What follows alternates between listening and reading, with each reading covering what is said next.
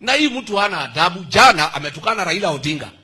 Ameambia Wakikuyu, ile watu walikuwa wananisumbua hapa na masufuria, si nilisafirisha hawa. Nani alikuwa na sufuria? Si ni Raila. Sasa huyu mtu anachukua watu ufala.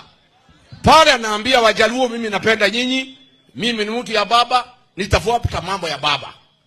Amefika pale mlimani, anasema ile watu walikuwa wananisumbua mimi na masufuria kwa kichwa, nimesafirisha hawa.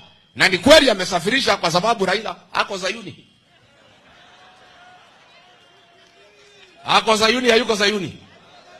Nani amesafirisha yeye? Nani amesafirisha yeye?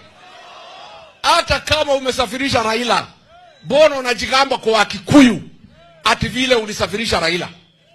Mbona unatukana Wajaluo ukija Kikuyuni? You think people are foolish. You are playing communities against each other. Ukienda kwa Wajaluo unatukana Wakikuyu, ukifika kwa Wakikuyu unatukana Wajaluo, na unafikiria watu ni wajinga. Your time is up.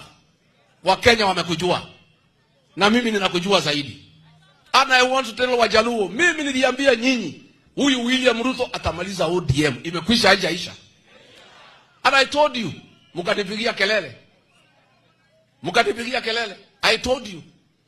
So watu wangu wa Kajiado, mambo ya William Ruto tuachane naye. That is a closed chapter. And by the way, I don't want to brag, but I want to tell William Ruto, you don't know any politics. You know nothing. I'll teach you politics next year.